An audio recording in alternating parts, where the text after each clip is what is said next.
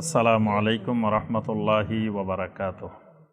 আলহামদুলিল্লাহি ওয়াহদা ওয়াসসালাতু ওয়াসসালামু আলা মান লা নাবিয়্যা বা'দা ওয়া আলা আলিহি ওয়া সাহবিহি ওয়া মাওয়ালা। সম্মানিত ভাই ও বোনেরা, ইতিপূর্বে আমরা একটা ধারাবাহিক সিরিজ সমাপ্ত করেছি। যে বিষয়টি ছিল অত্যন্ত গুরুত্বপূর্ণ একটি বিষয়, কবিরা গুনাহ সম্পর্কিত বিষয়। 70টি কবিরা গুনাহ সম্পর্কে আমরা এই কনভেনশন সেন্টারে আমরা ধারাবাহিক পর্যায়ক্রমে আলোচনা শেষ করেছি। আজকে থেকে আমরা একটি নতুন কিতাবের দার্স আমরা শুরু করব ইনশাআল্লাহ।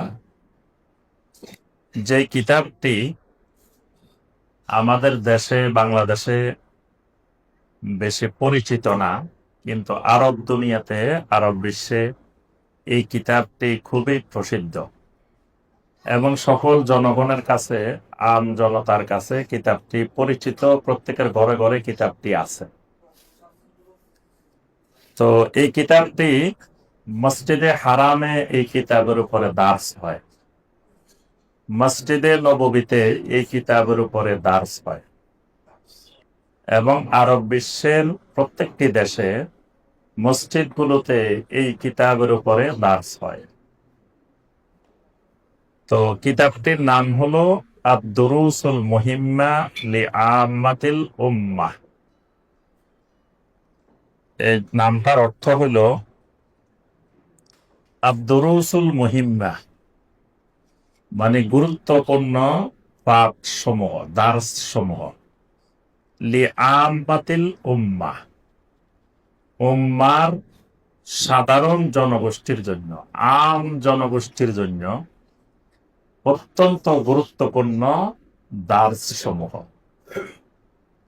এটা হলো এই কিতাবের যে নামের অর্থ। এই কিতাবটি যিনি লিখেছেন তার নাম আমাদের সকলের সুপরিচিত, সারা পৃথিবীতে সুপরিচিত, গত শতাব্দীর একজন প্রথম সারির আলেম, আল ইমাম আল আল্লামা সামাহাতুশ শাইখ আব্দুল আজিজ বিন আব্দুল্লাহ বিন বাস রাহিমাহুল্লাহ, যাকে সংক্ষিপ্তভাবে সারা দুনিয়া শাইখ বিন বাজ হিসাবে ছিলেন। বিন বাজ বললে ওনাকে সবাই সারা পৃথিবীতে চিনেন। এমনি ওনার নাম হলো আব্দুল আজিজ, আব্দুল আজিজ বিন আব্দুল্লাহ বিন বাস। বাস হলো ওনার দাদার নাম, ওনার নাম হলো আব্দুল আজিজ, ওনার আব্বার নাম আব্দুল্লাহ, ওনার দাদার নাম বাস। আর উনি সৌদি আরবের গ্র্যান্ড মুফতি ছিলেন। এই জন্য সামাহাতুশ শাইখ, সামাহাতুশ শাইখ সবার সাথে ব্যবহার করা যায় না, এই জন্য উনি সামাহাতুশ শাইখ। উনি আল জামিয়া আল ইসলামিয়া বিল মদিনা আল মুনাওয়ারা, ইসলামিক ইউনিভার্সিটি মদিনা মুনাওয়ারার এই ইউনিভার্সিটির তিনি চ্যান্সেলর ছিলেন, এই মদিনা ইউনিভার্সিটির। তো বলা যায় ইসলামের সকল সেক্টরে, ওনার একেবারে আকীদার সেক্টরে, তারপরে ফিকহের সেক্টরে, অর্থনীতির সেক্টরে, সব সেক্টরে তার অসংখ্য লিখিত কিতাব আছে, তার অসংখ্য ফতোয়া আছে, এবং যেই ফতোয়াগুলো সারা পৃথিবী অনুসরণ করে। তো তিনি এই কিতাবটা সংক্ষিপ্ত আকারে লিখেছেন। এটি লিখেছেন শুধুমাত্র সাধারণ জনগণের জন্য।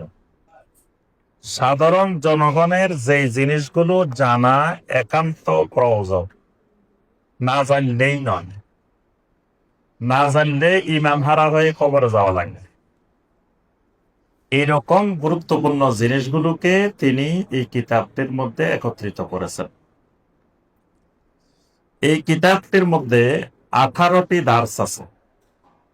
এই কিতাবে দার্স আছে 18টি। এখানে একটা অধ্যায়, প্রথম যে দার্সটি আদারসুল আউয়াল, এখানে ছোট ছোট কিছু সূরার সংক্ষিপ্ত তাফসীর তিনি উল্লেখ করেছেন।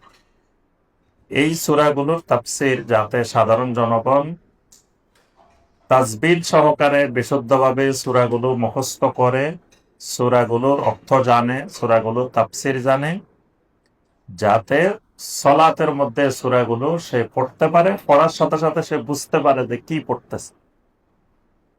এজন্য তিনি কিছু সূরা এখানে প্রথম অধ্যায়ে প্রথম দার্সে উল্লেখ করেছেন। দ্বিতীয় দার্সটি হলো আরকানুল ইসলাম। 3 নম্বর দার্স আরকানুল ঈমান। 4 নম্বর দার্স আকসামুত তাওহীদ ওয়া আকসামুশ শিরক। তাওহীদের প্রকারভেদ, শিরকের প্রকার। 5ম দার্স আল ইহসান, ইহসানের উপর। 6ষ্ঠ দার্স শুরুতুস সালাত, সালাতের শর্তসমূহ। 7ম দার্স আরকানুস সালাত, সালাতের রুকনসমূহ। 8ম দার্স ওয়াজিবাতুস সালাত, সালাতের ওয়াজিব সমূহ। 9ম দার্স বয়ানুত তাশাহুদ, সালাতের মধ্যে আমরা শেষ বৈঠকে যে তাশাহুদ পড়ি, দরুদ পড়ি, দুআয়ে মাসুরা পড়ি, এগুলোর উপরে একটা দার্স। 10ম দার্স সুনানুস সালাত, সালাতের সুন্নত সমূহ। 11তম দার্স মুবতিলাতুস সালাহ, কোন কোন জিনিস সালাতকে বাতিল করে দেয়, নষ্ট করে দেয়। 12 নম্বর দার্স শুরুতুল ওযু, ওযুর শর্ত সমূহ। 13 নম্বর দার্স ফুরুজুল ওযু, ওযুর ফরজ সমূহ। 14 নম্বর দার্স নাওয়াকিজুল ওযু, ওযু ভঙ্গের কারণ সমূহ। 5ম দার্স আত-তাহাল্লি বিল আখলাকিল মাশরুআ লিকুল্লি মুসলিম, প্রত্যেক মুসলিমের যে আখলাক থাকা জরুরি, আখলাক। 16 নম্বর দার্স আত-তাআদ্দুবু বিল আদাবিল ইসলামিয়া, একজন মুসলিমের যে আদবগুলো থাকা দরকার। 17 নম্বর দার্স আত-তাহযীর মিনাশ শিরক ওয়া আনওয়াইল মাআসি, শিরিক থেকে এবং বিভিন্ন গুনাহ থেকে সতর্কতা। 18 নম্বর দার্স তাজহিজুল মাইয়িত ওয়াস সালাতু আলাইহি ওয়া দাফনুহু, কোন ব্যক্তি মারা গেলে তাকে কিভাবে যাবতীয় মৃত্যুর পরে যে কাজগুলো, এই কাজগুলো কিভাবে করতে হবে, জানাজা কিভাবে পড়তে হবে, দাফন কিভাবে করতে হবে, এই বিষয়গুলো। তো এই কিতাবে এই বিষয়গুলো আলোচনা করা আছে।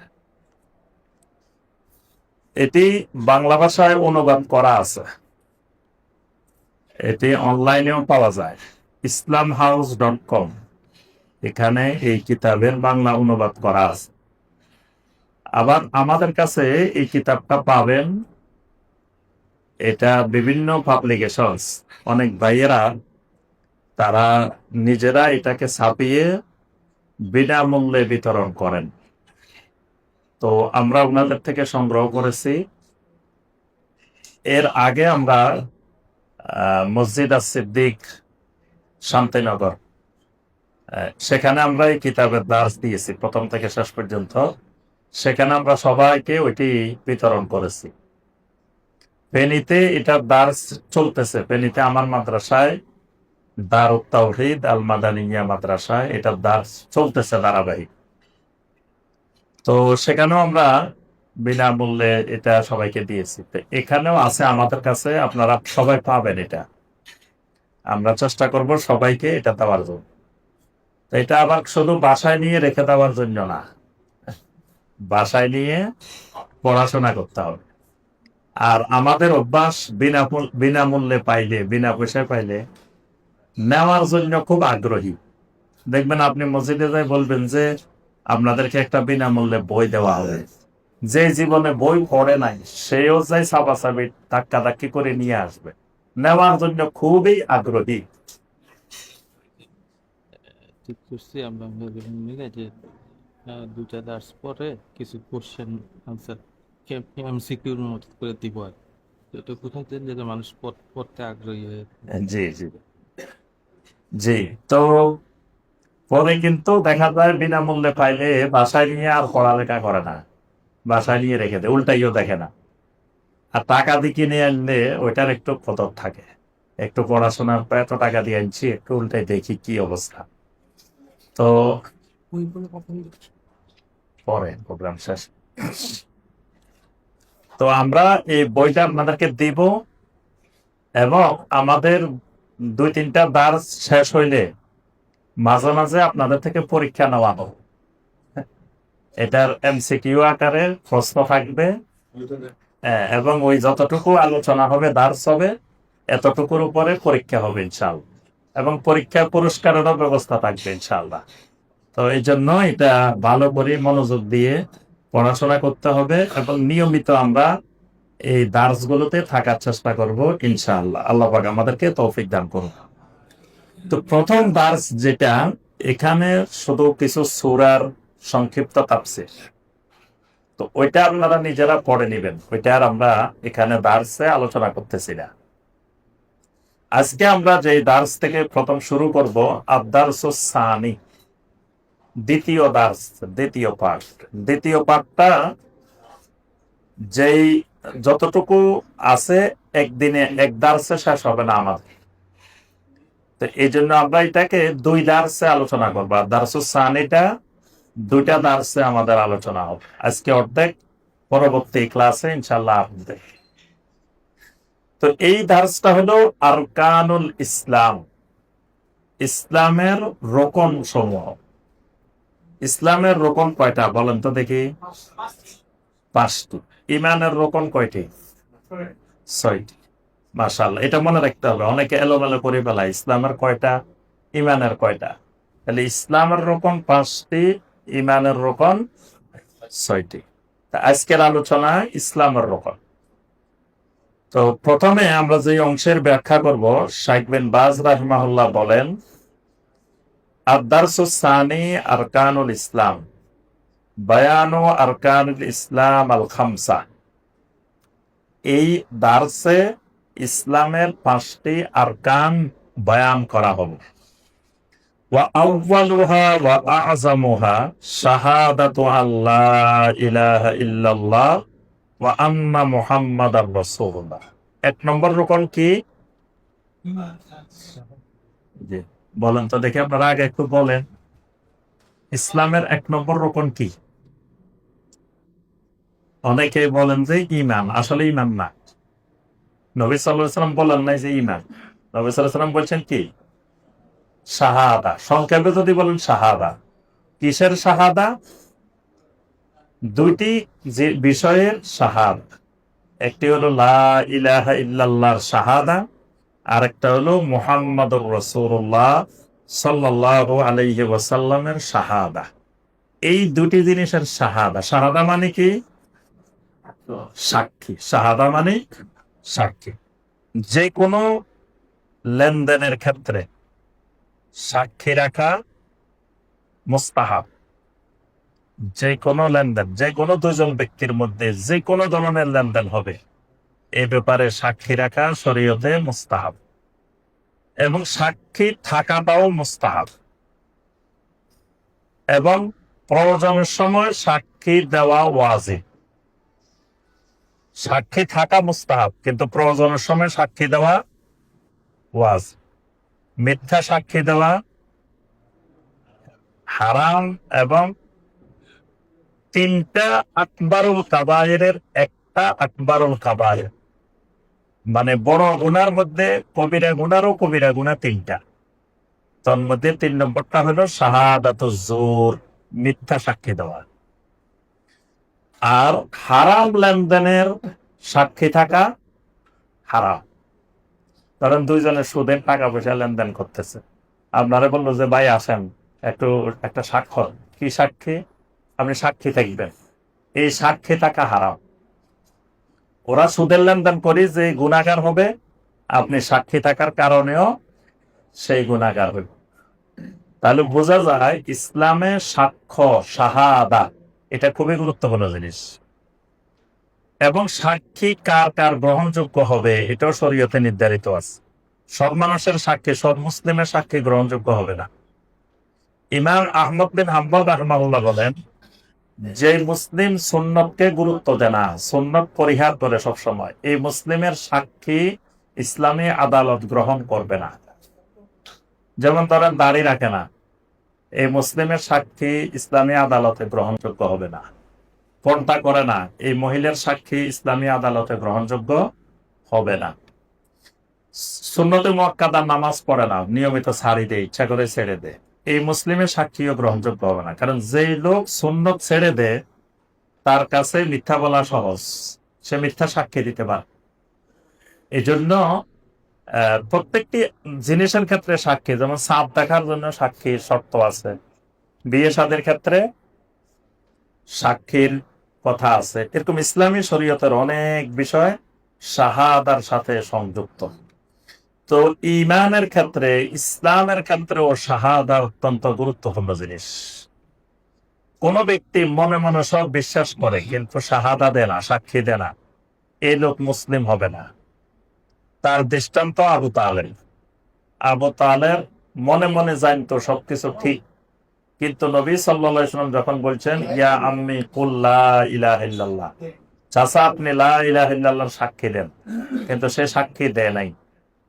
মনে মনে সব জানে, ঠিক আছে, ইসলাম ঠিক, বাতিজা ঠিক, রাসূল ঠিক, সব ঠিক, কিন্তু সাক্ষ্য দেয় নাই। সাক্ষ্য না দেওয়ার কারণে সে কিন্তু ইমানদার হইতে, মুসলিম হইতে পারে নাই।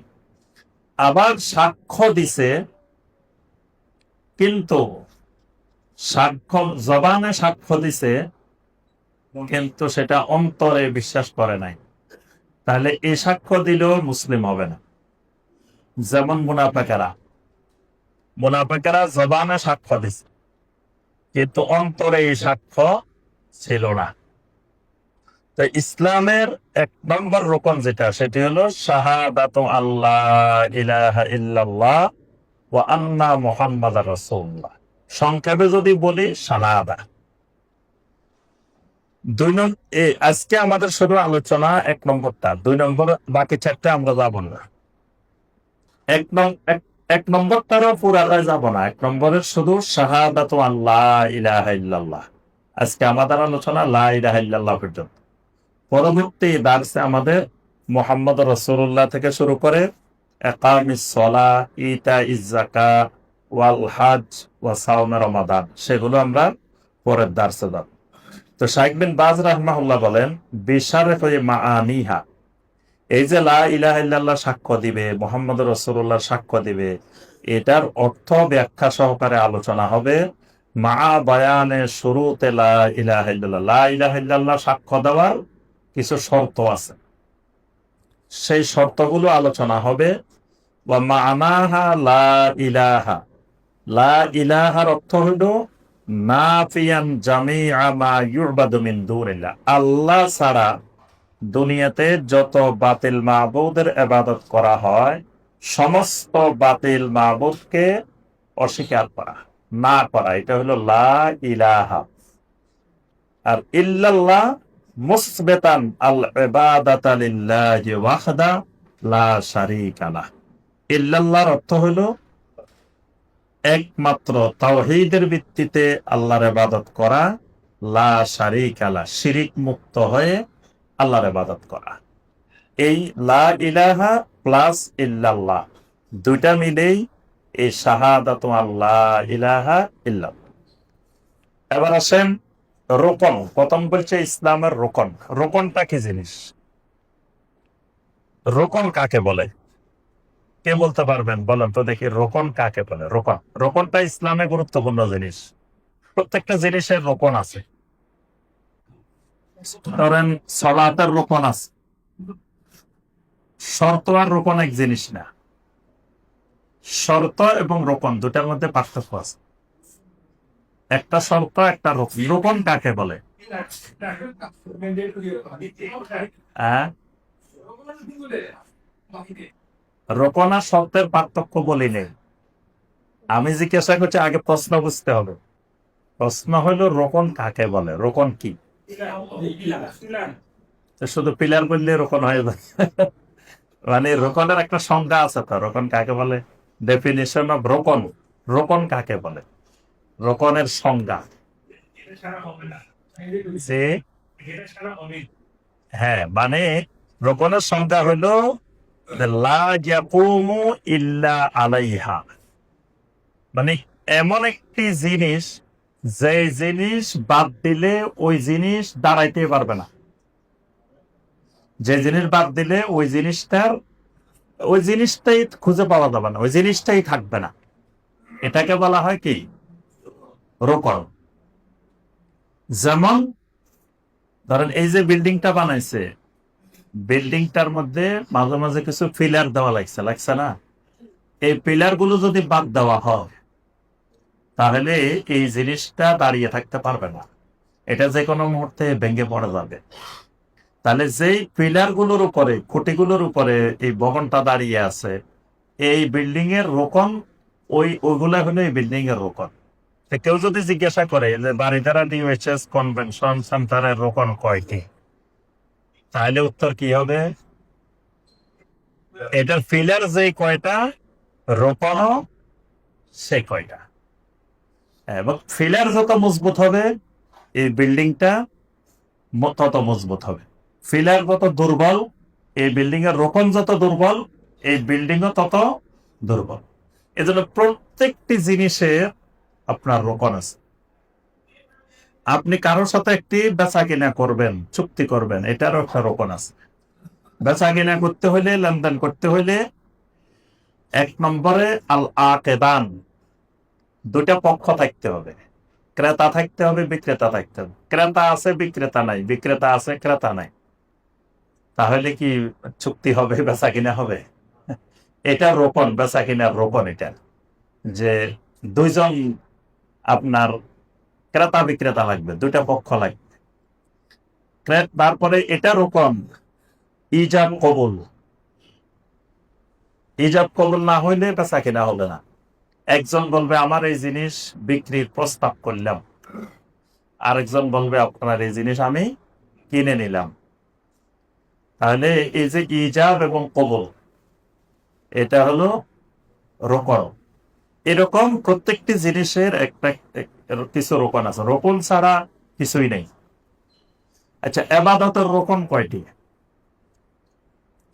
এবাদতের রোকন হয় নাই। এবাদতের রোকন তিনটা। এবাদতের রোকন কয়টা? তিনটা। ইনশাল্লাহ আপনারা এমন স্টুডেন্ট হইবেন, বাংলাদেশের মধ্যে সবচেয়ে সেরা স্টুডেন্ট হইবেন। কারণ আপনারা একটা ঢাকা শহরের বাড়িদানার স্টুডেন্ট, দেশি জায়গার স্টুডেন্ট নাই। তাহলে এবাদতের রোকন কয়টি বলার আগে উত্তর চলে আসবে, এবং আপনারা ইনশাল্লাহ এক একজন দায়ী হইবেন, সারা বাংলাদেশে তাওহীদের দাওয়াত ছড়িয়ে দিবেন ইনশাল্লাহ। তাহলে ইবাদতের রোকন কয়টি? এবং এগুলো আপনি দেখবেন অনেক আলেমও এগুলো পারবে না, কারণ চর্চা না করলে, পড়াশোনা না করলে এগুলো পারবেন। ইবাদতের রোকন তিনটি। কি কি? হ্যাঁ জি, দুই নম্বরে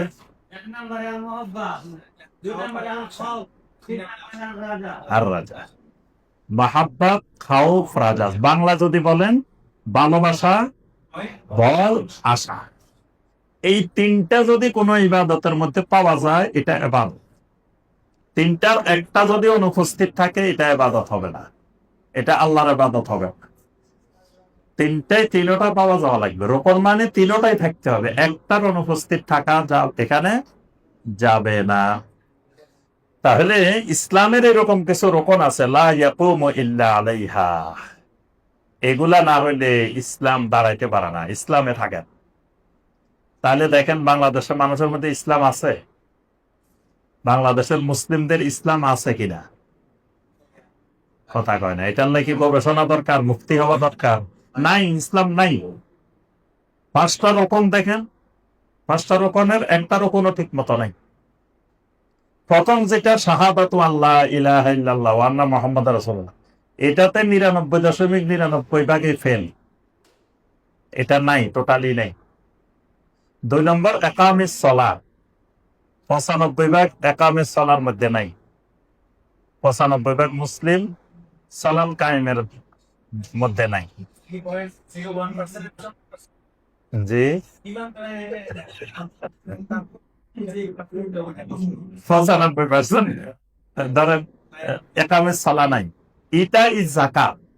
বাংলাদেশে যে সম্পদ আছে এই সম্পদের জাকাত আদায় করলে হিসাব করে দেখা গেছে 5 থেকে 10 বছর জাকাত সঠিকভাবে আদায় হলে 10 বছর পরে বাংলাদেশের জাকাত খাওয়ার লোক আপনি যত পত্রিকায় বিজ্ঞপ্তি দিয়ে একটা লোক খুঁজে পাওয়া যাবে না জাকাত খাওয়া। তাহলে বোঝা যায় বাংলাদেশে ঠিক মতো জাকাত আদায় করে না। সাওমে রমাদান এটা বোঝা একটু কঠিন, কারণ রোজা রাখছে না রাখছে বুঝবেন কেমন? ইফতারের সময় তো সবাই ইফতার করে, এরা মনে করে রোজা না রাখলেও ইফতার করা তো এবাদত, সোয়াবের কাজ। এই জন্য আপনি দেখবেন যে এখানে ইফতারের আয়োজন করেন সব হাজির, কিন্তু রোজা রাখছে না রাখছে, সিয়াম আছে না আছে তো বোঝার কায়দা নাই। যার কাছে সলাৎ নাই তার সিয়ামের কোনো গুরুত্ব নাই। তার তলে 95 মধ্যে যদি সলাৎ না থাকে এদের মধ্যে সিয়ামও নাই। হজ, হজ তো বিনোদন। বাংলাদেশের থেকে যারা হজে যায় বেশিরভাগই বিনোদনের জন্য যায়, এখানে বেড়াইতে যায়, ঘুরতে যায়। যেই এখলাস, হজের যে রোপণ, হজের যে ওয়াজিব, হজের যে সুন্নত, এগুলো সরকারে হজ খুব কম মানুষই করে। যাই হোক, এই যে রোপণগুলো, রোপণ না হইলে কোনো ব্যক্তির মধ্যে ইসলাম থাকবে না। এই 5টি রোপণ ঠিক মতো থাকতে হবে। মাসালু আরকানিল ইসলাম মাসালুল আ'মেদাতে ফিল বুনিয়ান। বিল্ডিং এর মধ্যে খুঁটিগুলো, ফিলার গুলো যেরকম, ইসলামের রোপণ গুলাও ওই রকম। এখন আসেন আবার ইসলাম কাকে বলে। এতক্ষণ তো রোপণ বলছে, এবার আসেন ইসলাম। ইসলাম কাকে বলে? কে সংজ্ঞা দিতে পারবেন ইসলামের? জি ভাই বলেন।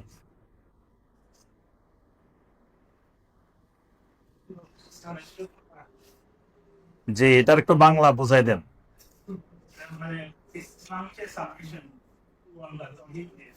জি,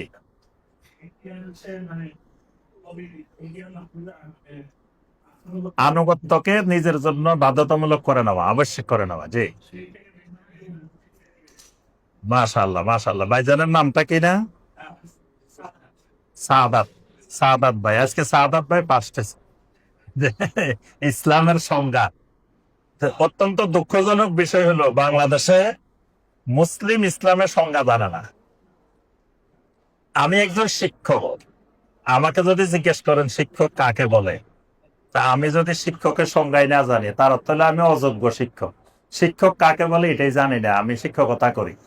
যিনি যে পেশায় আছেন ওনার তো ওই পেশা সম্পর্কে জ্ঞান থাকা লাগবে, লাগবে না? তা যদি না থাকে তার অর্থ হলে আপনি ওই পেশায় অযোগ্য, অদক্ষ, আপনি ওই পেশার যোগ্য না। তা এখন একজন মুসলিম যদি ইসলামের সংজ্ঞা না জানে, একজন মুসলিমকে যদি কোনো অমুসলিম এসে জিজ্ঞাসা করে, ভাই তুমি কি মুসলিম? হ্যাঁ মুসলিম, তো ইসলামের সংজ্ঞাটা বলো তো দেখি। তা আপনি যদি তার ইসলামের সংজ্ঞায় বুঝাইতে না পারেন তা আপনি কি মুসলিম হয়েছেন? সবার আগে তো জানতে হবে ইসলাম কাকে বলে।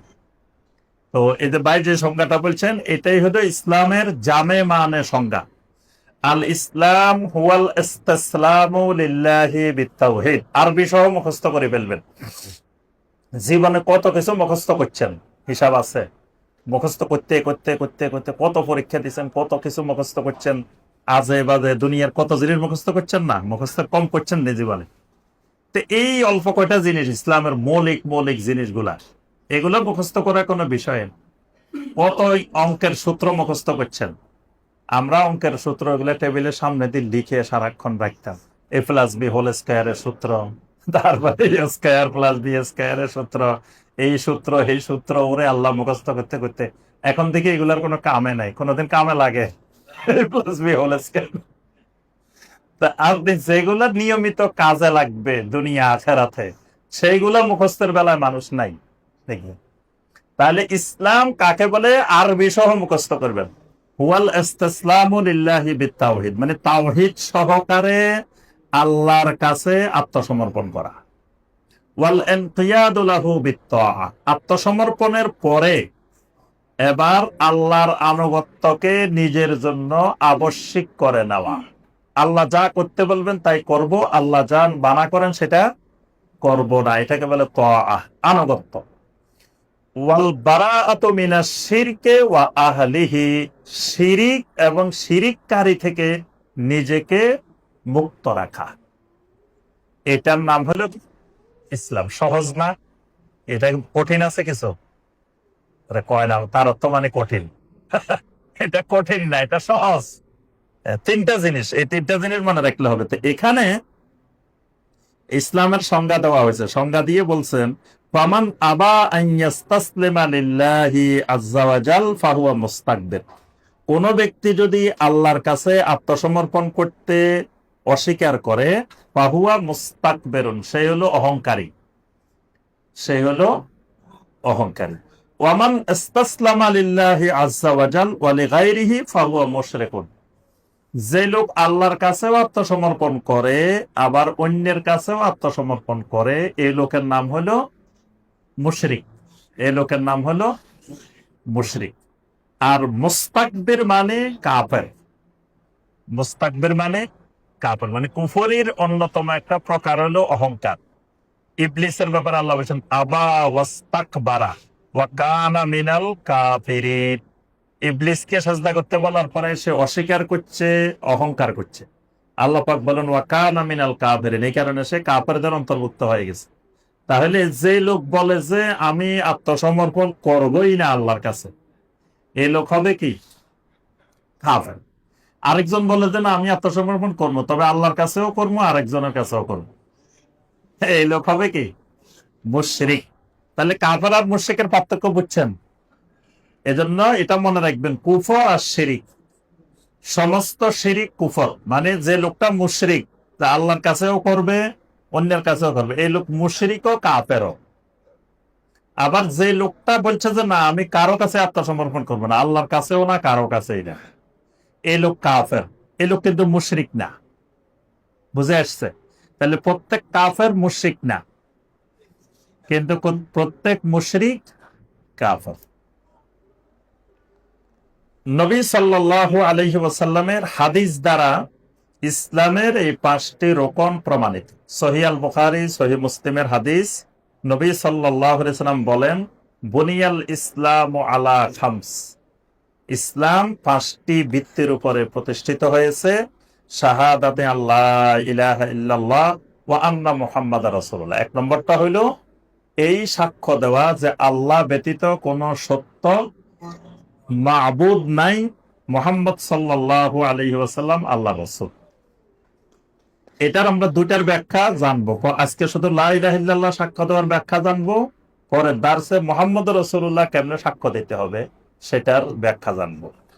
2 নম্বর রোকন ইকামিস সালাহ, সালাত কায়েম করা। 3 নম্বর ইতা ইজ যাকাত, যাকাত আদায় করা। 4 নম্বর সিয়ামে রমাদান, রমাদানের সিয়াম। 5 নম্বর ওয়া হাজ্জিল বাইত, আল্লাহর ঘরের হজ করা। লা ইলাহা ইল্লাল্লাহ হিয়া আযামুল কালেমাত আলাল ইতলাক, আল্লাহর জমিনের যত কালেমা আছে সবচাইতে মহান কালেমা হইল লা ইলাহা ইল্লাল্লাহ। আফদাল কালেমা হইল লা ইলাহা ইল্লাল্লাহ। আজাল কালেমা হইল লা ইলাহা ইল্লাল্লাহ। ওয়াহিয়া আফদালুজ জিকির, এটা আফদালুজ জিকির, এটার উপর আর জমিনে কোনো জিকিরও নাই। ইয়াকুলু নাবিয়্যুনা আলাইহিস সালাতু ওয়াস সালাম আফদালুজ যিকরি লা ইলাহা ইল্লাল্লাহ, নবী সাল্লাল্লাহু আলাইহি ওয়াসাল্লাম বলেন যে সর্বোত্তম জিকির, শ্রেষ্ঠ জিকির হলো লা ইলাহা ইল্লাল্লাহ। খায়রুদ দুআই দুআউ ইয়াউমে আরাফা, যত দোয়া আছে তার মধ্যে সর্বোত্তম দোয়া আরাফার দিনের দোয়া। ওয়া খায়রু মা কুলতু আনা ওয়ান নাবিয়্যুনা মিন ক্বাবলি, এবং শ্রেষ্ঠ দোয়া আরাফার মধ্যে ওইটাই যেটা আমি এবং আমার পূর্ববর্তী নবীরা করেছেন। সেই দোয়াটা কি? লা ইলাহা ইল্লাল্লাহু ওয়াহদাহু লা শারীকা লাহু লাহুল মুলকু ওয়া লাহুল হামদু ওয়া হুয়া আলা কুল্লি শাইইন কাদির। তাহলে এই দোয়া শুরু হয়েছে কি দিয়ে? লা ইলাহা ইল্লাল্লাহ দিয়ে, কারণ এটা হলো আফদালুজ জিকির।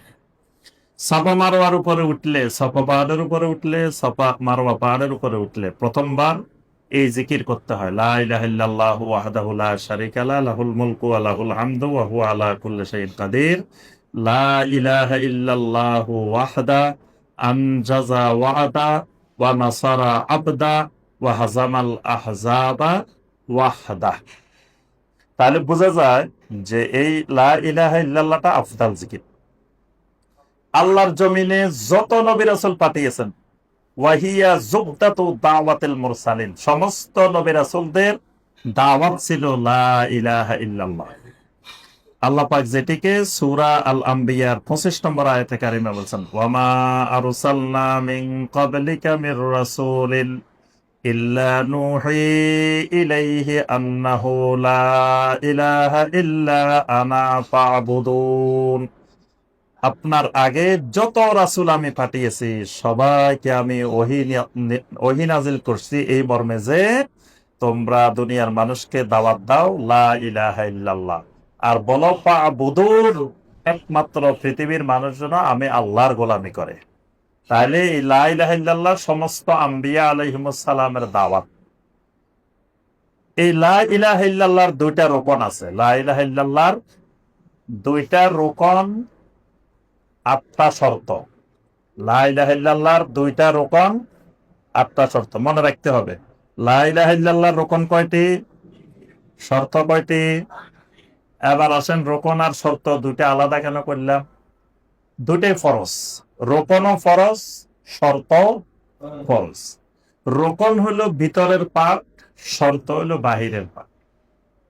কিছু ফরজ, প্রত্যেক ইবাদতের মধ্যে কিছু ফরজ থাকে বাহিরে, কিছু ফরজ থাকে ভিতরে। তো বাহিরেরটাকে বলা হয় শর্ত, ভিতরেরটাকে বলা হয় রোকন। তাহলে রোকন হলো লা ইলাহা ইল্লাল্লাহর কয়টা? দুইটা। শর্ত হলো কয়টা? রোকনও কিন্তু 8টা, কিন্তু প্রথম দুইটা, দুইটার আবার 4টা 4টা আছে। বুঝে আসছে? তাহলে মনে রাখবেন সহজ কথা, রোকনও 8টা, শর্তও কয়টা? 8টা। এই 16টা যদি কারো ঠিক হয়, বা সে লা ইলাহা ইল্লাল্লাহর শাহাদা ঠিক হয়েছে। 15টা ঠিক হয়েছে, একটা ঠিক হয় নাই, তার এখনো শাহাদাতে লা ইলাহা ইল্লাল্লাহ ঠিক হয়নি। বুঝে আসছে? তাহলে এই 16টা মিলাইতে হবে যে আমার 16টা ঠিক আছে কিনা, না কোনো একটাতে গন্ডগোল আছে। একটা গন্ডগোল হইলে পুরা লা ইলাহা ইল্লাল্লাহ গন্ডগোল হয়ে যাবে। যত জিকির করেন লা ইলাহা ইল্লাল্লাহ জিকির করতে করতে করতে কলম সাফ করে ফেলছেন, কিন্তু 16টার একটাই গন্ডগোল, তাহলে কাজ হবে না। তাহলে লা ইলাহা ইল্লাল্লাহ নিয়ে কবরে যাওয়া যাবে না। আচ্ছা, এবার আসেন, তাহলে লা ইলাহা ইল্লাল্লাহর রোকন কয়টা? প্রথমে কয়টা? একটা হলো নফি, আর একটা হলো ইসবাত। না আর হা, না হা। নফি হলো না, ইসবাত হলো হ্যাঁ। তাহলে না যোগ হা সমান সমান তাওহীদ। সূত্র মনে রাখবেন, এটা বীজগণিতের সূত্র। এই সূত্র মিলাইলে সব অঙ্ক মিলবে, না হয় অঙ্ক মিলাইতে পারবেন না। না যোগ হা সমান সমান তাওহীদ। না যোগ না সমান সমান নাস্তিক, কুফর। না যোগ না সমান সমান কুফর, সমান সমান কি? ছাত্র দুর্বল, মনে কথা বুঝে না, কথা বুঝতেছেন? না যোগ না সমান সমান কি? হা যোগ হা সমান সমান শির। হা যোগ হা সমান সমান শির। তাহলে 3টা সূত্র বলছি। না যোগ হা সমান সমান তাওহীদ, না যোগ না কুফর, হা যোগ হা শিরক। এবার আসেন 3টার ব্যাখ্যা। এই না যোগ হা সমান সমান তাওহীদ, তার অর্থ হলো তাওহীদি বিশ্বাসীকে কিছু জায়গায় না কইতে হবে, কিছু জায়গায় হা কইতে হবে। সব জায়গায় ইয়েস বলা যাবে না। যদি সব জায়গায় ইয়েস হয়, ঠিক কিনা কইলেন যে ঠিক, তাওহীদ হয় নাই। মাঝে মাঝে কইতে হবে ব্যাঠিক। আমাদের দেশের শ্রোতারা ব্যাঠিক কয় না। বক্তা যদি যা কয় ঠিক কিনা কয় ঠিক, যা বলে সব ঠিক। তো এই জন্য ঠিক বলা, এটা হলো শিরিকের নীতিমালা, শিরিকের সূত্র। সব জায়গায় ঠিক, যেখানে পায় সেখানে সেজদা করে, যেখানে পায় সেখানে মাথা ঝুঁকায়, কোনো জায়গায় না নাই, সব জায়গায় হা, এটা শিরক। আবার সব জায়গায় না, এটা কুফর। এজন্য কিছু কিছু জায়গায় না, কিছু কিছু জায়গায় হা। এই জন্যই লা ইলাহা ইল্লাল্লাহর এলেম লাগে, ওই কুফরের এলেম লাগে না। কুফরের জন্য এলেম দরকার নাই, শিরিকের জন্য এলেম লাগবে না। কারণ আপনি সব জায়গায় হ্যাঁ কইবেন, সব জায়গায় না কইবেন, এটার জন্য কি এলেমের দরকার আছে? কিন্তু যখন আমি বলবো যে এখন আপনাদের পরীক্ষা হবে, কোনটা সঠিক, সঠিকটা ইয়েস কইবেন, ব্যাঠিকটা নো কইবেন, এবার কিন্তু পড়াশোনা করতে হবে। যদি বলি যে সবগুলা ইয়েস কইবেন, তাহলে আর পড়াশোনার দরকার আছে? যদি সব নো কইবেন, তাও পড়াশোনার দরকার নেই। কিন্তু যদি বলি যে না, কোনটা ইয়েস কোনটা নো বুঝে শুনে বলতে হবে, এবার এলেম লাগবে। এই কারণেই আল্লাহ পাক বান্দার উপরে কোনো এলেম ফরজ করার নাই, একটা এলেম ফরজে আইন করছেন। সূরা মুহাম্মাদের 19 নম্বর আয়াত, ফাআলাম আন্নাহু লা ইলাহা ইল্লাল্লাহ, লা ইলাহা ইল্লাল্লাহর এলেম শিখো। এই লা ইলাহা ইল্লাল্লাহর এলেম ফরজ, ফরজে আইন। যে লোক নাম স্বাক্ষর জানে না, তাকেও লা ইলাহা ইল্লাল্লাহর ইলম শিখতে হবে, কারণ এটা তার উপরেও ফরজে আইন। কারণ এই লা ইলাহা ইল্লাল্লাহ হলো মিফতাহুল জান্নাহ, জান্নাতের চাবি। তো ওই মূর্খ, মানে যে লোকটা লেখাপড়া জানে না, নাম স্বাক্ষর করতে জানে না, তাই সে কি জান্নাতে যাওয়া লাগবে না? কথা কান, সে জান্নাতে যাওয়া লাগবে না? তো সে জান্নাতে যাইতে হলে লা ইলাহা ইল্লাল্লাহর ইলম লাগবে। তার হয়তো এসএসসি সার্টিফিকেট লাগবে না জান্নাতে যাইতে, এইচএসসি সার্টিফিকেট লাগবে না, বা অন্য কোনো সার্টিফিকেট লাগবে না, কিন্তু লা ইলাহা ইল্লাল্লাহ সার্টিফিকেট লাগবে। এই এলেমটা ছাড়া কেউ জান্নাতে যাইতে পারবে না। তাই এই জন্য প্রথম হলো নফি, দ্বিতীয় হলো ইসবাত। তাহলে লা ইলাহা এটা হলো নফি, ইল্লাল্লাহ হলো ইসবাত। এখন আমি যদি জিকির করি লা ইলাহা, লা ইলাহা, লা ইলাহা, বসে বসে জিকির করি, তাহলে আমি কি হব? কাফের হব, নাস্তিক হব। আচ্ছা, আমি যদি জিকির করি ইল্লাল্লাহ, ইল্লাল্লাহ, ইল্লাল্লাহ, কি হব? না, এটাকে শিরিক বলবো না। এটা যদি কোনো মুমিন করে তাহলে এটা হবে বেদাত। এটা হবে কি? বেদাত। এই জন্য এটাকে ভাঙ্গি ভাঙ্গি জিকির করা যাবে না। জিকির করতে হলে লা ইলাহা প্লাস ইল্লাল্লাহ দুটা যোগ করে করতে হবে, লা ইলাহা ইল্লাল্লাহ, এটাই আফদালুজ জিকির। এবার নফি, নফি চারটা জিনিস। নফি কয়টা জিনিস? চারটা। মানে চারটা জিনিসকে চিরজীবনের জন্য না করতে হবে, চারটা জিনিসকে মৃত্যু পর্যন্ত হা করতে হবে।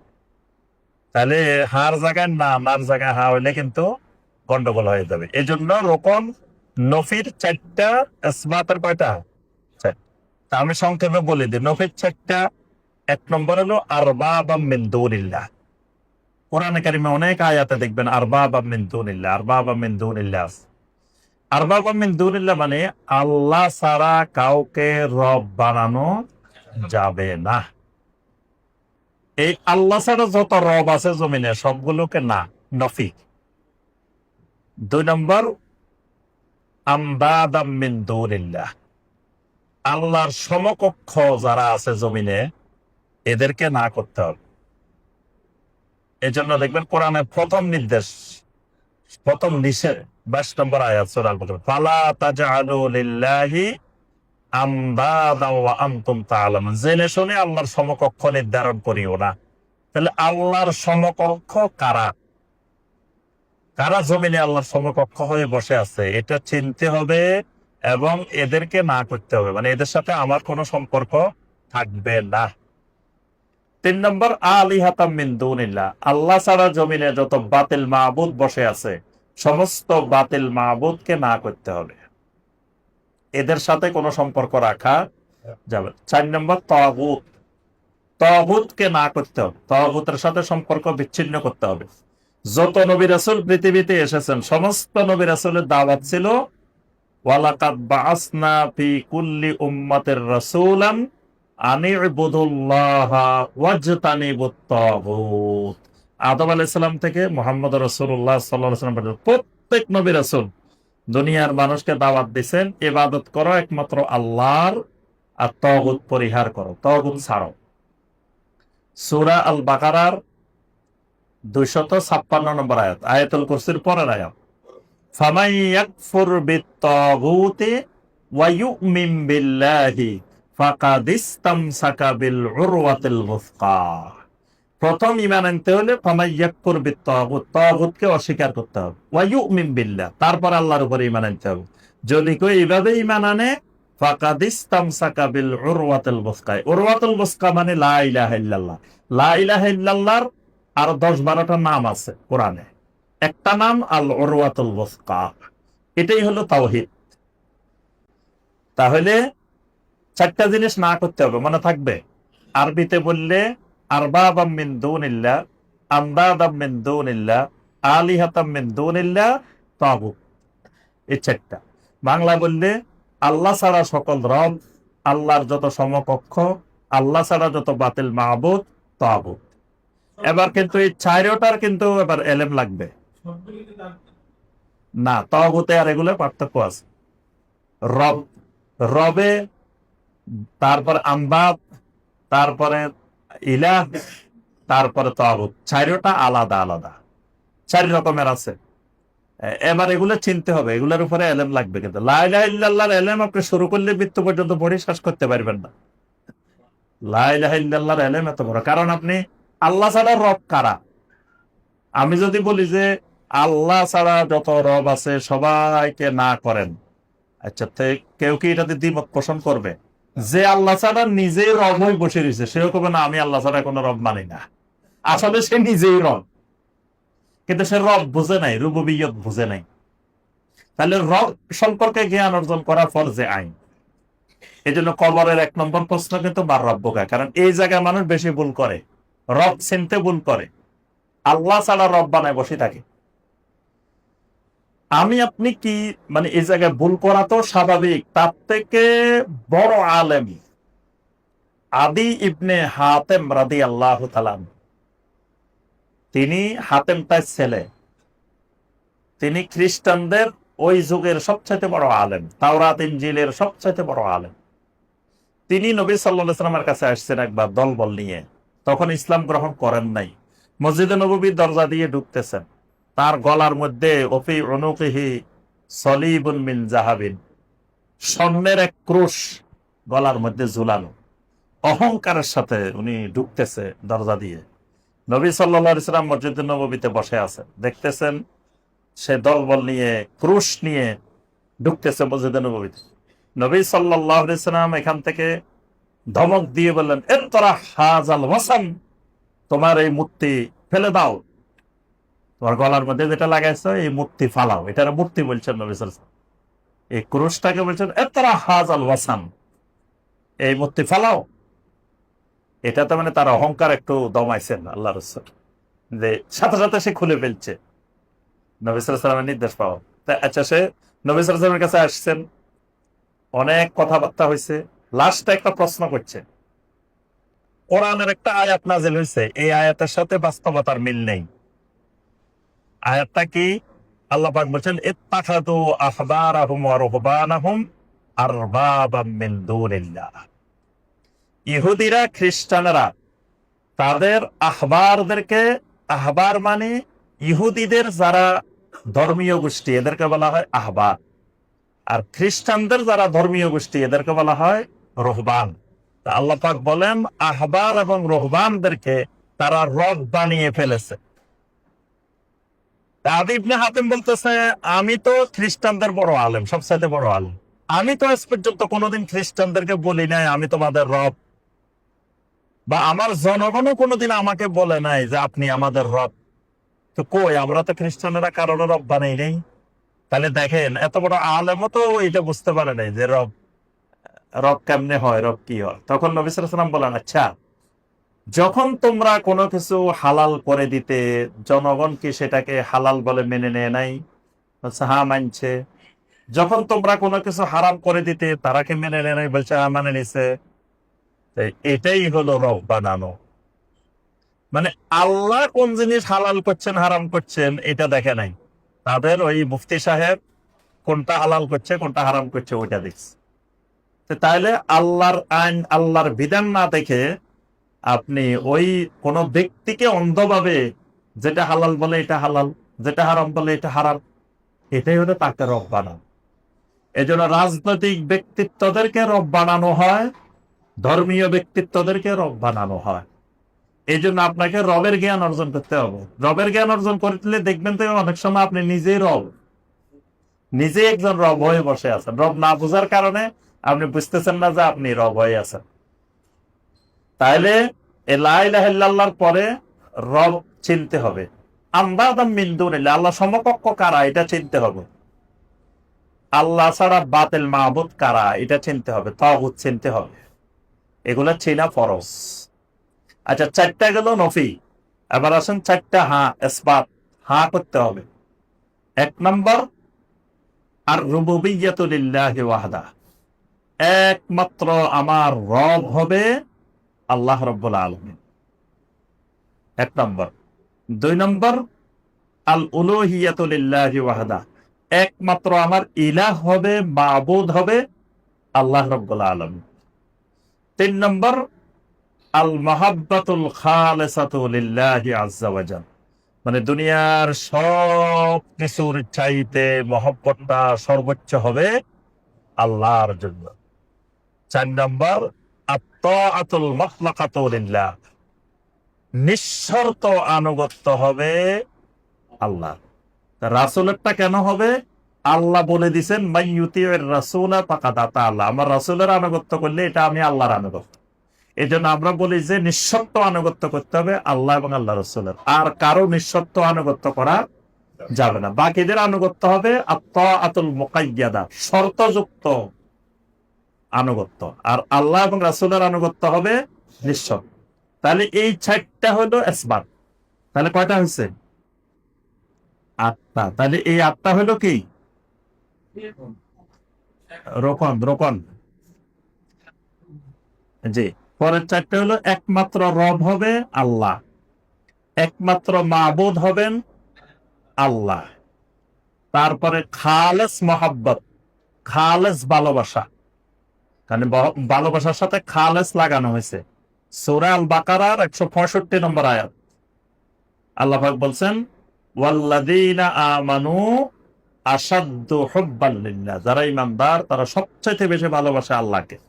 এটাকে বলা হয় মহব্বতে খালেসা, মানে খালেস ভালোবাসা হবে একমাত্র আল্লাহ, নিঃশর্ত আনুগত্য হবে একমাত্র আল্লাহ। এই চারটা হলো হ্যাঁ, এগুলা সবসময় ইয়েস।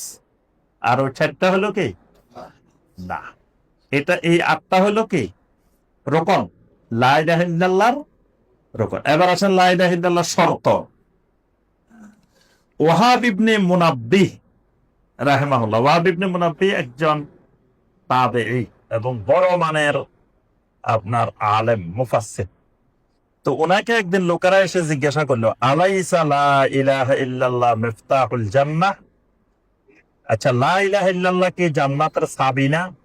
তাহলে আমরা তো লা ইলাহা ইল্লাল্লাহ বলছি, সাক্ষ্য দিছি, তাহলে তো জান্নাতে গেলেই তালা খুলে যাব, চাবি তো আছে। আমলে কিছু গন্ডগোল থাকলে, অন্য জায়গায় গন্ডগোল থাকলে অসুবিধা কি? চাবি যখন আছে খুলতে তো পারবো। সবাই আসে ওনাকে এই প্রশ্নটা করলেন। এইটাকে ইমাম বুখারী রাহিমাহুল্লাহ সহিহ আল বুখারীর মধ্যে তালিক হিসাবে উনি উল্লেখ করছেন, মানে এটা বুখারীর হাদিস না, তিনি তালিক হিসাবে এটাকে উল্লেখ করছেন। তো ওয়াহাব ইবনে মুনাব্বিহ রাহিমাহুল্লাহকে এই কথা বলার পরে উনি বললেন বালা, হ্যাঁ কথা ঠিক আছে, তোমরা যেটা বলছো এটা জান্নাতের চাবি, তবে এটা কি চিন্তা করছো কিনা ওয়ালাকিন লাইসা মিফতাহুন ইল্লা লাহু আসনান, এটা কোনোদিন চিন্তা করে দেখছো কিনা চাবি কাকে বলে, চাবির বৈশিষ্ট্য কি? চাবি কাকে বলে, চাবির বৈশিষ্ট্য কি, এটা চিন্তা করছো? চাবি ওইটাই যে যার কিছু দাঁত আছে, দাঁত, দাঁত ছাড়া চাবি হয় না। আর এই দাঁতের সাথে তালার মিল থাকতে হয়।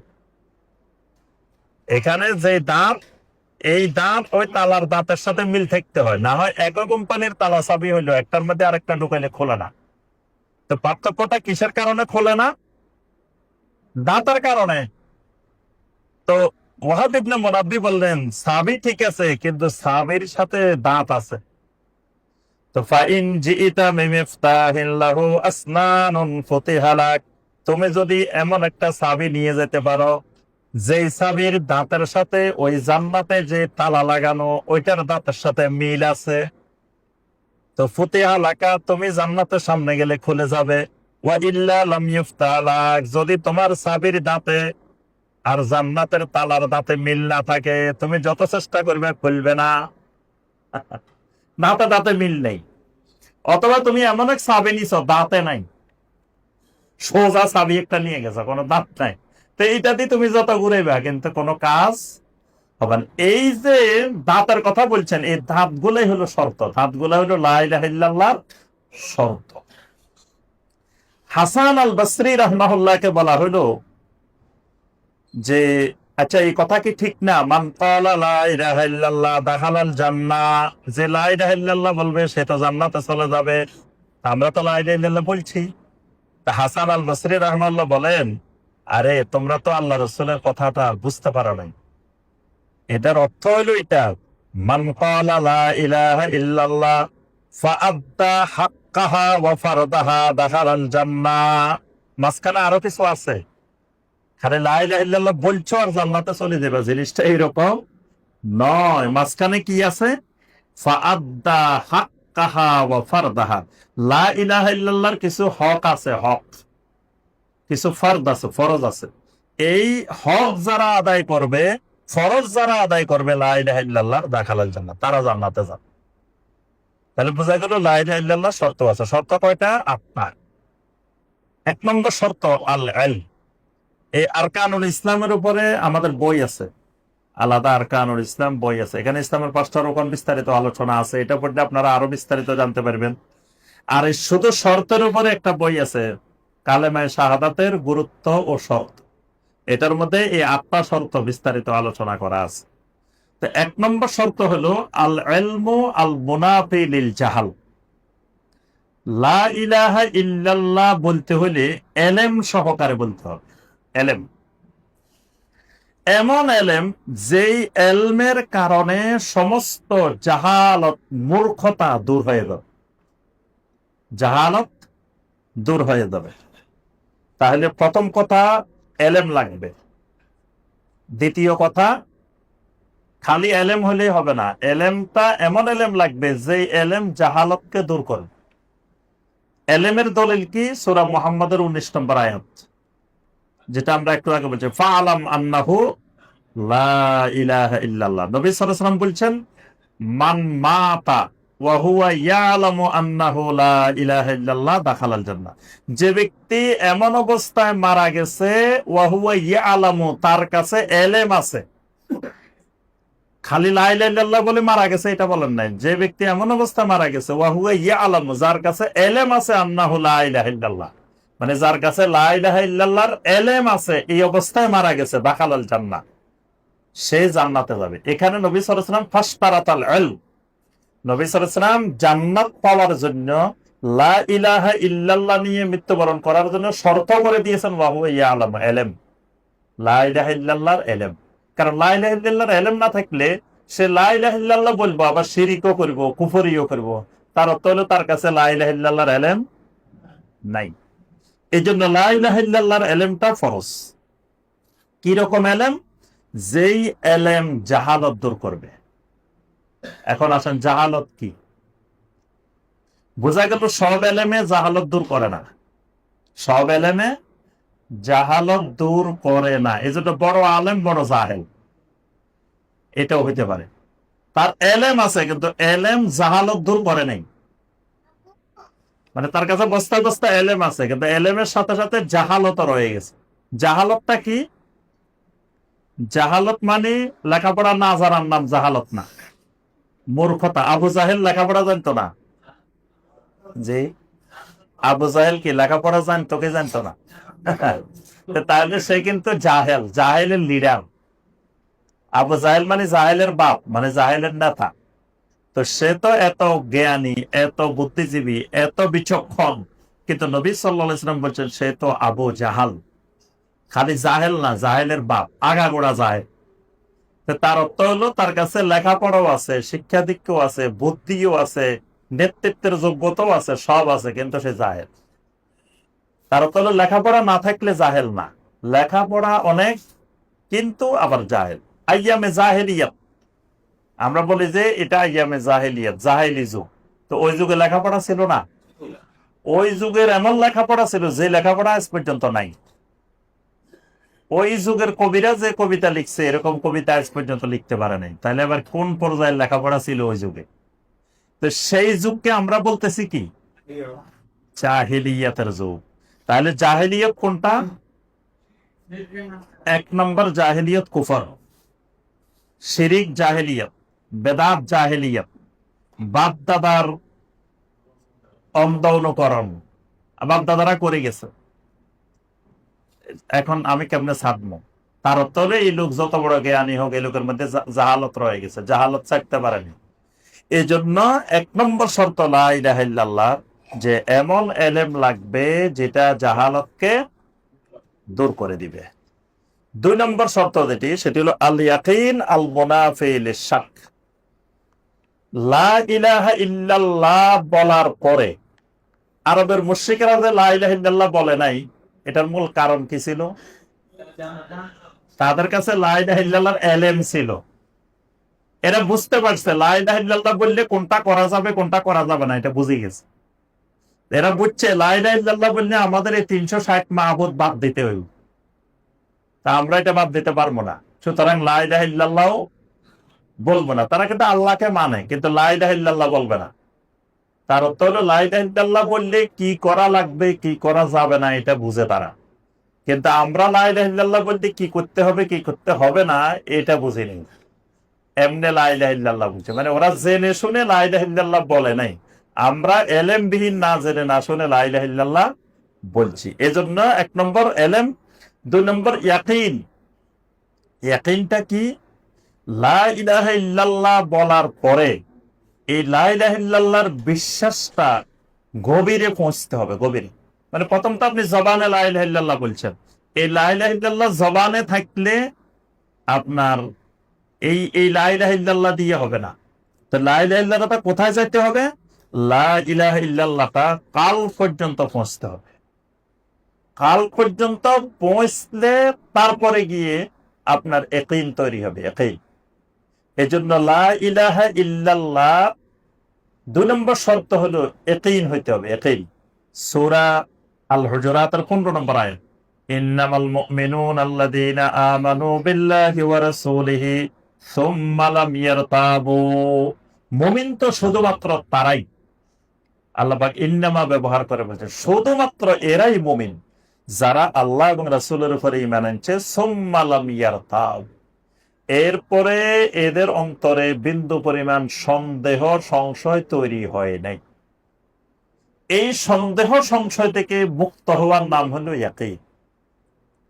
আর এমন ইয়াকিন তৈরি হতে হবে আল মুনাফি লিশ-শাক ওয়ার রাইব, সমস্ত রকমের শাক সন্দেহ দূরীভূত হয়ে যেতে হবে, তাহলেই বুঝতে হবে আমার ভিতরে লা ইলাহা ইল্লাল্লাহ ঠিক মতো আসছে। 3 নম্বর শর্ত আল ইখলাস আল মুনাফি লিশ-শিরক ওয়ার রিয়া। 3 নম্বর শর্ত হলো লা ইলাহা ইল্লাল্লাহ বলার পরে ইখলাস তৈরি হতে হবে। ইখলাস, ইখলাস মানে আমার ইসলাম আমার ঈমান একমাত্র আল্লাহর জন্য, এর মধ্যে কোনো শিরিক থাকবে না, রিয়া থাকবে না, এটা মুক্ত হইতে হবে। এটার নাম হলো ইখলাস। আল্লাহ সুবহানাহু ওয়া তাআলা সূরা আল বাইয়িনাত 5 নম্বর আয়াতে বলেছেন, ওয়ামা উমিরু ইল্লা লিয়াবুদুল্লাহা মুখলিসিনা লাহুদ্দিন। এই মুখলিসিনা লাহুদ্দিন আল্লাহ পাক ইখলাসকে সত্য করছেন। নবী সাল্লাল্লাহু আলাইহি ওয়াসাল্লামকে জিজ্ঞাসা করা হলো, কিয়ামতের দিন আপনার শাফাআত দ্বারা সৌভাগ্য হবে কারা, সৌভাগ্যবান হবে কারা? নবী সাল্লাল্লাহু আলাইহি ওয়াসাল্লাম বললেন, আসআদুন নাস বিশাফাআতি ইয়াউমাল কিয়ামা মান ক্বালা লা ইলাহা ইল্লাল্লাহ খালিসান মিন কলবিহি। ওই মানুষগুলো কিয়ামতের দিন আমার শাফাআত দ্বারা সৌভাগ্যবান হবে যারা লা ইলাহা ইল্লাল্লাহ বলবে খালিসান মিন কলবিহি, মানে তার অন্তরের থেকে খালেস ভাবে বলবে। মুনাফিকরা কিন্তু নবী সাল্লাল্লাহু আলাইহি ওয়াসাল্লামের সামনে আসলে একেবারে বলতো যে ইন্নাকা লা রাসূলুল্লাহ। তো এই যে ইন্নাকা লা রাসূলুল্লাহ সাক্ষী দিত, সাক্ষীটা কিন্তু অন্তর থেকে দিত না, খালিসান মিন কলবিহি দিত না, এটা জবান থেকে। আব্দুল্লাহ বিন উবাই কি করতো, জুমার দিন নবী সাল্লাল্লাহু আলাইহি ওয়াসাল্লাম খুতবা দিবেন, খুতবার আগে দিয়ে উঠি সে সবাইকে বলতো, ভাইয়েরা শুনেন, সবাই বসেন, মনোযোগ দিয়ে আল্লাহ রসুলের খুতবা শুনবেন। আল্লাহ রসুল আমাদের জন্য বড় সম্পদ, তিনি মদিনায় আসছেন, আমাদের নেতা। সে একটা খুতবা দিত রাসূলের আগে। তো তার খুতবা দেওয়ার দরকার আছে? আল্লাহ রসুলের খুতবা তো সাহাবীরা এমনি শুনবো। সে মানে নিজেকে জাহির করার জন্য, সে বড় নেতা, সে দুই দিকে দুইটা বুঝাইতো, জনগণকে বুঝাইতে চাইতো যে সে মদিনার বিরাট নেতা, সুতরাং তার কথা মানা লাগবে। আল্লাহ রসুলকে বুঝাইতো যে আপনি আমাকে চিনি রাখেন, আমি এমন লোক, আমার না হইলে লোক এগুলোর আপনি নিয়ন্ত্রণ করতে পারবেন না, আমি মদিনার লিডার। আমি চুপ করে থাকতে বলছি, এই জন্য সব চুপ করে রয়েছে, না হয় কিন্তু চুপ করে থাকতো না। অথচ সেই মানে সামনে বলতেছে কি সুন্দর করে রাসূলের ব্যাপারে, কিন্তু এটা সে অন্তর থেকে বলতেছে না, খালিসান মিন কালবিহি বলতেছে।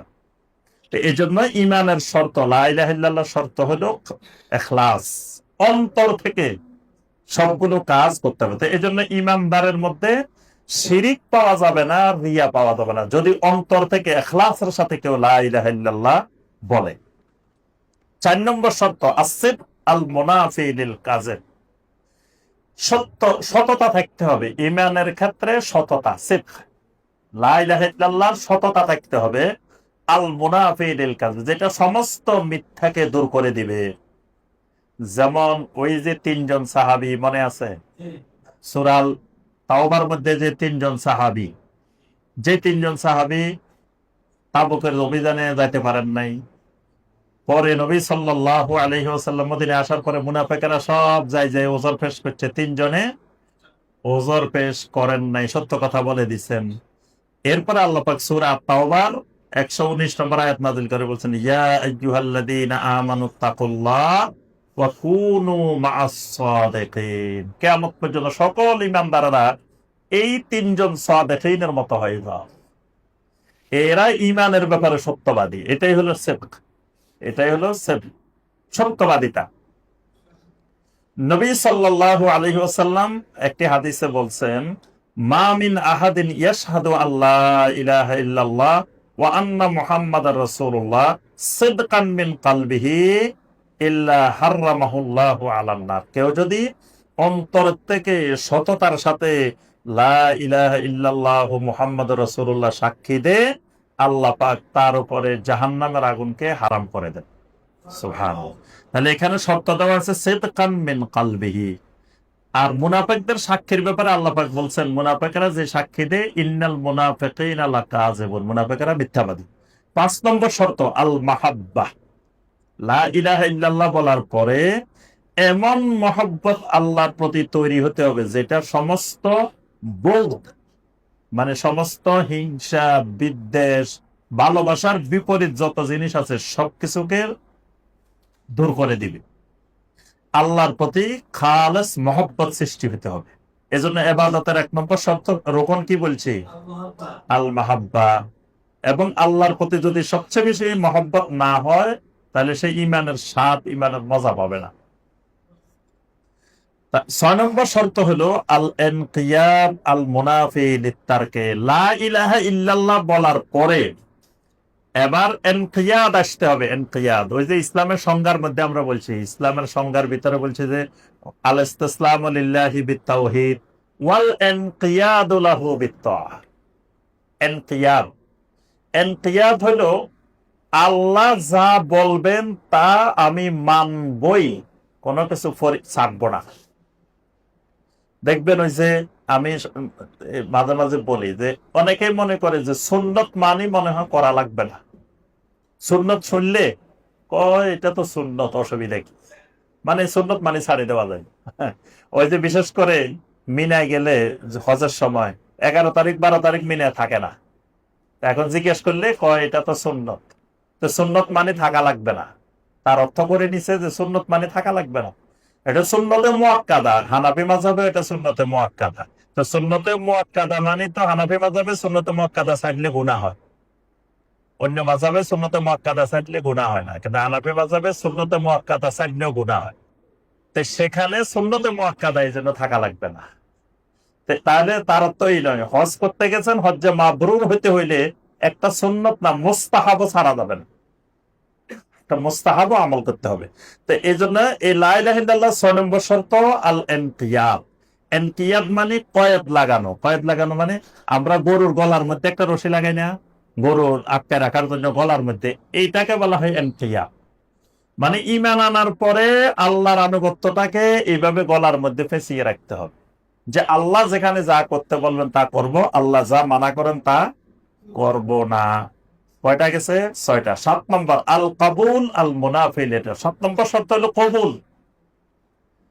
আল্লাহ বলবেন কবুল, আল্লাহ রসুল বলবেন কবুল, আর কেউ বললে তাওয়াক্কুফ, এটাকে বলে তাওয়াক্কুফ। মানে সাথে সাথে ইয়েস বলা যাবে না, একটু অপেক্ষা করতে হবে। যেমন 4 রাস্তার মোড়, 3 রাস্তার মোড়, রাস্তার মোড় আছে না, গাড়ি নিয়ে এমনি চলে যাওয়া যাবে না, ডাইনে বামে একটু তাকাইতে হবে, লাইটের কি অবস্থা, লাল সিগন্যাল নাকি সবুজ না হলুদ দেখা লাগবে না, এটাকে বলে তাওয়াক্কুফ। মানে এই জায়গায় একটু থামতে হবে। আল্লাহ এবং রাসূল ছাড়া কেউ কিছু বললে থামা লাগবে, থামি দেখতে হবে তার কথাটা আল্লাহ এবং রাসূলের কথার সাথে মিল আছে কিনা, থাকলে কবুল, না থাকলে রাত, মানে মানে না। নবী সাল্লাল্লাহু আলাইহি ওয়াসাল্লাম বলেছেন, মান আমিলা আমালান লাইসা আলাইহি আমরুনা ফাহুয়া রাদ্দুন। এর রাদ্দুন হলো কবুলের বিপরীত, কবুলের বিপরীত হলো রাদ। তাহলে ঈমান আনার পরে আল্লাহ এবং রাসূল যা বলবেন কবুল, এটাও লা ইলাহা ইল্লাল্লাহর শর্ত। কেউ যদি কোনোটাকে কবুল না বলে, ধরেন আল্লাহ বলছেন চোর এবং চুরিনি, পুরুষ চোর মহিলা চোর যদি চুরি করে কি করো? ফাকতাউ আইদিয়াহুম, হাত কেটে দাও। এখন একজন কয় না কোরআনের সব মানি, এটা কিন্তু মানি না, এটারে কবুল করে না, কয় না এটাই আধুনিক যুগে, এই যুগে চলতে পারে না, এটা তো কেমন বড় বড় আইন, নাউজুবিল্লাহ। বাস সে কি হয়ে গেছে? কাফের। কেউ যদি বলে জানার শাস্তি এইভাবে হইতে পারে না, কোরআনে যেভাবে আছে সব মানি কিন্তু এটা মানি না, এটা কবুল করলাম না, তাহলে সে কি হয়ে যাবে? কাফের হয়ে যাবে। এই জন্য কবুল শর্ত, কবুল। 8 নম্বর শর্ত আল কুফর বিমা ইউবাদু মিন দুনিল্লাহ। এতক্ষণ এই 7টা গেছে কবুল, ইয়েস। 8 নম্বরটা হলো নো। নো হলো কি? বিমা ইউবাদু মিন দুনিল্লাহ, আল্লাহ ছাড়া যত বাতিল মাবুদ আছে, যত তাগুত আছে, এদেরকে অস্বীকার করা, কুফরি করা, এদেরকে মানা যাবে না। ইব্রাহিম আলাইহিস সালাম তার বাবাকে লক্ষ্য করে বলছেন, তার কওমকে লক্ষ্য করে বলছেন যে কাফারনা বিকুম, যে তোমরা, তোমাদেরকে এবং তোমাদের যে বাতিল মাবুদ আছে সবার সাথে সম্পর্ক ছিন্ন করলাম, তোমাদেরকে প্রত্যাখ্যান করলাম, মানি না। এই মানি না এটা ফরজ, এটা লা ইলাহা ইল্লাল্লাহ শর্ত। মানে লা ইলাহা ইল্লাল্লাহর বিপরীত যা আছে এগুলা মানি না। এই মানি নাটাও এই লা ইলাহা ইল্লাল্লাহর একটা শর্ত। যদি বলেন যে না, যার মনে যেমনে চায় করুক, অসুবিধা কি, সবার সাথে মিলেমিশে থাকি, দ্বন্দ্বে যাওয়ার দরকার কি? এই দ্বন্দ্বে যাওয়াও ফরজ। যেটা লা ইলাহা ইল্লাল্লাহর সাথে মিলবে এটার সাথে আমি আছি, যেটা লা ইলাহা ইল্লাল্লাহর সাথে মিলবে না এটার সাথে আমি নাই। খালি নাই করে চুপ করে বসে থাকা যাবে না। এটা যে লা ইলাহা ইল্লাল্লাহর বিপরীত, এইটা জনগণকে জানাইতে হবে, এটা দাওয়াতি কাজ করতে হবে। একটা দাওয়াতি কাজ করতে হবে লা ইলাহা ইল্লাল্লাহ, আর একটা দাওয়াতি কাজ করতে হবে লা ইলাহা ইল্লাল্লাহর বিপরীত যা আছে এটার উপরে দাওয়াতি কাজ করতে হবে। এটাই হলো ওই যে আনির বদুল্লাহ ওয়াজতানিবুত তাগুত। নবী রাসূলরা খালি লা ইলাহা ইল্লাল্লাহ বলো, আল্লাহর ইবাদত করো, আল্লাহর ইবাদত করো, এটা বলেন নাই, সাথে কি বলছেন? ওয়াজতানিবুত তাগুত। কারণ আপনি তাগুত কারা বা লা ইলাহা ইল্লাল্লাহর বিপরীত শক্তি কারা, এটা যদি ব্যাখ্যা করে না দেন তো অনেক সাধারণ মানুষ বুঝবে না। সে দেখা যাবে আল্লাহর ইবাদতও করবে, আবার তাগুতের সাথেও সম্পর্ক রাখি। যেমন ওই যে আমি বলি, এই যে ভিতরের নামাজে আসে মসজিদে পড়ে ওয়ানাখলাউ ওয়ানাতরুকু মাইয়াবজুরুকা, প্রতি রাত্রে পড়ে কিন্তু একবার, যে ওয়ানাখলাউ ওয়ানাতরুকু। নাখলাউ মানে কি? খোলা তালাক দিলাম। খোলা তালাক আছে না? খোলা তালাক বুঝেন নাই? ওরে খোলা তালাকও বুঝে না বলে। স্ত্রী যদি স্বামীরে তালাক দেয় এটারে কি বলে? খোলা, এটার বলে খোলা, খোলা তালাক। তো এখানে বলতেছে ওয়ানাখলাউ, আমি খোলা তালাক দিলাম, ওয়ানাতরুকু, আমি পরিত্যাগ করলাম, কাদেরকে? মাইয়াবজুরুকা, যারা তোমার নাফরমানি করে। তো এই ভিতরের নামাজটা পড়ি মসজিদ থেকে বাইরে যে চা দোকানে, ওই যারা মাইয়াবজুরুকা এদের সাথে বসে বসে চা খায় আর গল্প করে। এ যারা নামাজ পড়ে নাই ওখানে বসে রয়েছে, এগুলো মাইয়াবজুরুকা। টেলিভিশন চলতেছে, টেলিভিশনের মধ্যে উলঙ্গ বেহায়াপনা জিনিস দেখতেছে, অশ্লীল জিনিস দেখতেছে বসে বসে, এরা মাইয়াবজুরুকা। তো মাইয়াবজুরুকার সাথে সুন্দর মতে যায়, সে মিলি গেছে আবার। কিন্তু মসজিদে বলে গেছে কি? ওয়ানাখলাউ ওয়ানাতরুকু মাইয়া বুঝে না। কারণ সে মসজিদে কি বলছে এটা তো এ নিজেই বুঝে নাই, তো খালি বলে গেছে। কিন্তু যদি বুঝতো যে আমি সারা জীবন বলতে আছি আসলে কি বলতেছি একটু বুঝি না, এটা মানুষের মধ্যে নাই দেখবেন। সে সারা জীবন দোয়ায় কুনুত পড়তেছে, কিন্তু দোয়ায় কুনুতের মধ্যে কি পড়তেছে এটা জানার ইচ্ছা আগ্রহ কোনো মানুষের মধ্যে দেখি না। যে একটু দোয়া কুনুতের অর্থটা শিখাই দেন আমাদেরকে, এটাতে কি বলতেছি এটা কেউ বলে না। সে সারা জীবন না জেনেই বলতেছে কি বলতেছে সে নিজেই জানে না। তাহলে লা ইলাহা ইল্লাল্লাহর বিপরীত যা কিছু আছে এগুলা সম্পর্কেও দাওয়াতে কাজ করতে হবে, এটা নবীওয়ালা দাওয়াত। তো আমরা আর আজকে আর আলোচনা দীর্ঘায়িত করব না। আল্লাহ রাব্বুল আলামিন আমাদের সবাইকে লা ইলাহা ইল্লাল্লাহর রোকন এবং শর্তগুলো মেনে চলার তৌফিক দান করুন। আল্লাহ রাব্বুল আলামিন আমাদের সবাইকে ইসলামের রোকনগুলোকে যথাযথভাবে জানার, মানার